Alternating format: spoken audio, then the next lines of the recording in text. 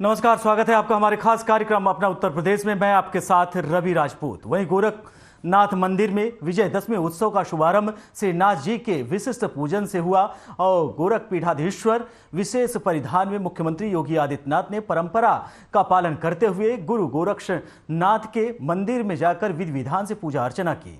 इसके बाद मंदिर में प्रतिष्ठित सभी देवी विग्रहों का विशिष्ट पूजन किया। मुख्यमंत्री ने करबद्ध होकर श्री नाथ जी और सभी देव विग्रहों की परिक्रमा भी की और प्रदेशवासियों के सुख समृद्धि की प्रार्थना की। इस दौरान नाथ पंथ के परंपरागत विशेष वाद्य यंत्र नागफनी, शंख, ढोल, घंट, डमरू की गूंज से पूरा मंदिर परिसर भक्ति भाव में लीन हो गया।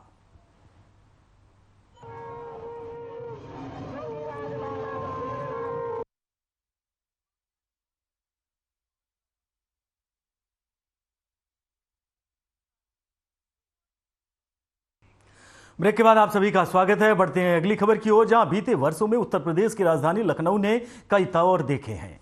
लखनऊ की पहचान उसकी तहजीब, अदब, नजाकत और नफरत से होती है। लखनऊ जिसे नवाबों का शहर भी कहते हैं और प्रभु श्री राम के छोटे भाई लक्ष्मण जी के नाम से भी इसे लखनपुरी भी कहा जाता है। ऐसे लखनऊ में संस्कृत फलती फूलती रही है। जब भी कोई लखनऊ आता है तो बस उसके मुंह से निकल जाता है, मुस्कुराइए आप लखनऊ में हैं। लखनऊ शहर की बदलती आबो हवा और पुराने दौर की यादों को ताजा करने के लिए राजधानी लखनऊ की जाने माने सामाजिक कार्यकर्ता और लखनऊ की तहजीब संस्कृति के विशेषज्ञ टीवी एंकर और ताज होटल में उच्च पद पर कार्यरत शबाहत हुसैन से खास चर्चा की है हमारे सहयोगी शेखर त्रिवेदी ने। नमस्कार, मैं शेखर त्रिवेदी। उत्तर प्रदेश की राजधानी लखनऊ, इसे नवाबों का शहर भी कहते हैं, इसे लखनपुरी भी कहते हैं, लक्ष्मण नगरी भी कहते हैं। और सबसे बड़ी बात, इस लखनऊ की पहचान इसकी ज़बान से, इसकी तहजीब, अमन पसंद और साथ साथ यहाँ के लोगों की जो एक खुश मिजाजी है, उन सारी चीज़ों को लेकर के बनता है अपना ये लखनऊ। आज हमारे साथ इस खास कार्यक्रम में एक बहुत ही ख़ास शख्सियत है और उस शख्सियत के बारे में सबसे बड़ी बात यह है कि वो लखनऊ को जीता है, एक सामाजिक कार्यकर्ता के रूप में भी, एक प्रेजेंटर के रूप में भी और साथ साथ कॉरपोरेट की दुनिया में भी उनका जिस तरीके का जुड़ाव है, जिस तरीके से उन्होंने अपना दखल रखा है, वो वाकई लोगों के लिए एक मिसाल है। हमारे साथ हैं शबाहत हुसैन जी। बहुत स्वागत है सर आपका साधना प्लस न्यूज़ पे। बहुत बहुत शुक्रिया।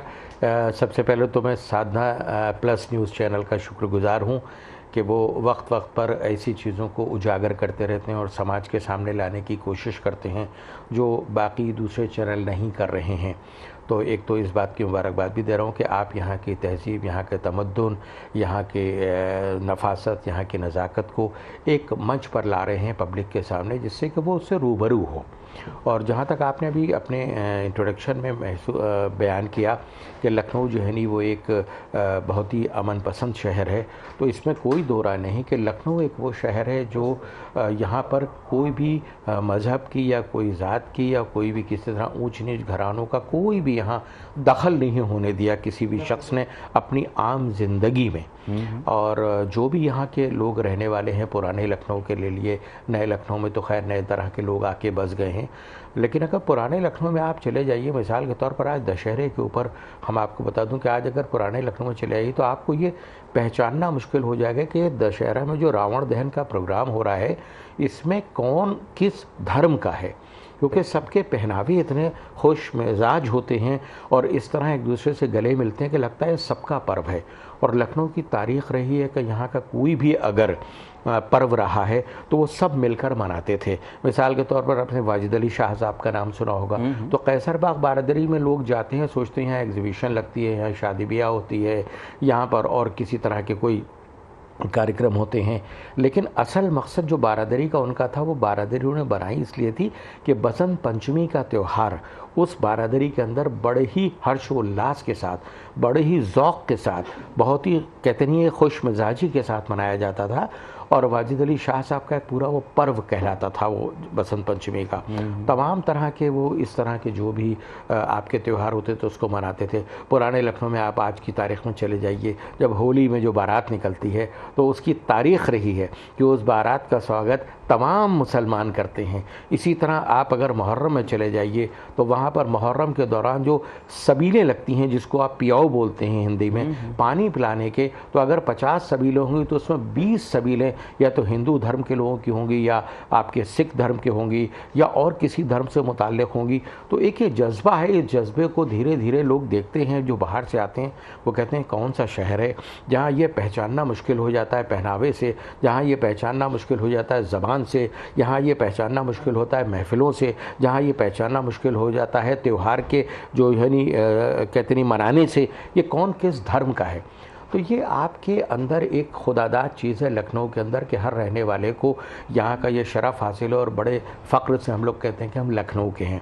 क्योंकि यहाँ अगर आप पुराने लखनऊ में जाएँ तो जो पुराने बुज़ुर्ग, पुराने लखनऊ में जो हिंदू घराने हैं, आज की तारीख़ में मैं दावे के साथ कहता हूँ कि उनकी ज़बान, अगर आप जो उर्दू अदब की ज़बान जो है वो अगर सुन लें, उनका लबो लहजा सुन लें, तो आज के दौर का जो नौजवान नई नस्ल का मुसलमान है वो लड़का समझने में उसको वक्त लगेगा। बिल्कुल, और इसमें कोई दो राय नहीं है कि जो बात अभी हुसैन साहब ने कही, विजयदशमी का, दशहरे का त्यौहार, आप कल्पना कीजिए कि लखनऊ में जिस पुराने लखनऊ की बात हो रही है, ऐशबाग रामलीला ग्राउंड, जहां प्रधानमंत्री नरेंद्र मोदी भी आए थे, जो प्रधानमंत्री बनने के बाद पहला दशहरा उन्होंने लखनऊ में ही मनाया और उसी ऐशबाग रामलीला मैदान में गए थे। और दिलचस्प चीज ये है कि एक तरफ सड़क के इस पार रामलीला ग्राउंड है और सामने ईदगाह है। आप समझिए कि ये जो तसव्वुर है लखनऊ का, ये कहीं और दीदार हो नहीं सकता इस चीज का। आपको एक और भी चीज है, जैसे आपने बताया कि जो ताजिए निकलते हैं या जो हमारे रावण का पुतला राजू और फकीरे मिलकर बनाते हैं लखनऊ में, जो पटाखे आतिशबाजी का कार्यक्रम आपकी बात बीच में कट रही है। यहाँ पर जहाँ मैं रहता हूँ पिछले 18 साल से रावण दहन रावण मैं बनवाता हूँ, रावण दहन मैं करता हूँ। क्या बात है। तो ये है लखनऊ। होली का जो होलिका दहन है वो मैं जलाता हूँ, मुझसे शुरुआत होती है। तो ये हमारे लिए फ़ख्र की बात है। हम आपके मज़हब का एहतराम करेंगे तो आप हमारे मज़हब का भी एहतराम करेंगे।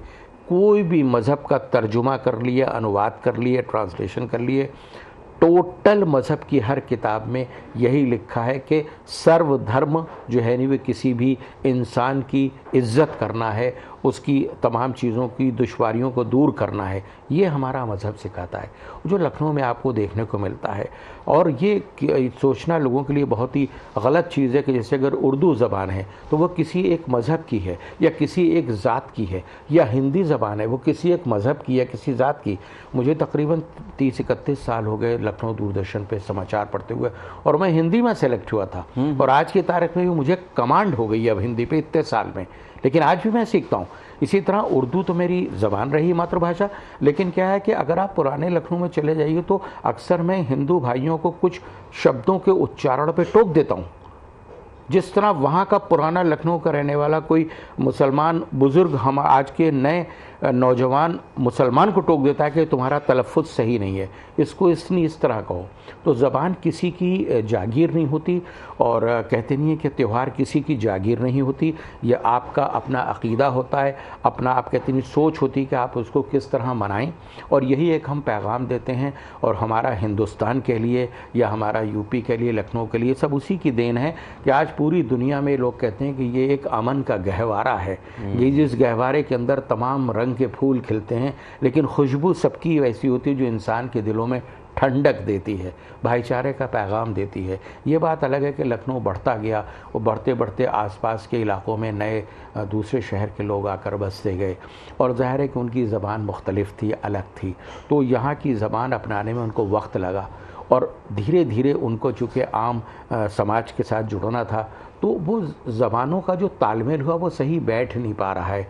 आज थोड़ा सा हमें इस सोचने पर मजबूर हो रहे हैं कि हमारे लोग सोचते हैं लखनऊ की ज़बान ख़राब हो रही है। लखनऊ की नहीं ख़राब हो रही है, जो लोग बाहर से आए हैं वो कोशिश कर रहे हैं कि हमारी लखनऊ की ज़बान अपनाएं, लेकिन वो अपना नहीं पा रहे हैं। मैं आपकी बात को थोड़ा सा रोकूंगा क्योंकि बड़ी इंपॉर्टेंट बात आप ये कह रहे हैं। ऐसा है कि लखनऊ केवल तहजीब, अमन पसंदी, नज़ाकत, नफासत इन्हीं चीज़ों के लिए नहीं है, एक कल्चर जो संस्कृति है वो भी यहाँ से निकलती है।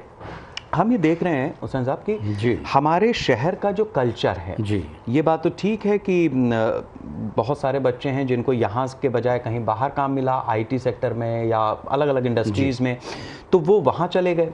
हम ही लोग हैं दिल्ली जाते हैं कि नोएडा जाते हैं क्योंकि हमारी इंडस्ट्री का हब वही है। करेक्ट। तो लखनऊ का बच्चा जब बाहर निकल करके गया तो जाहिर सी बात है कि पुराने बुजुर्ग तो यहाँ पे रहेंगे, लेकिन वो जो अगली पीढ़ी की चीज़ है वो कहीं और जाकर के शिफ्ट हो रही है। बिल्कुल। और इसी तरीके से सीतापुर हरदोई का बच्चा या कहीं से भी बच्चा यहाँ लखनऊ आ रहा है जी। तो वो एक मिसमैच दोनों चीज़ें हो रही हैं।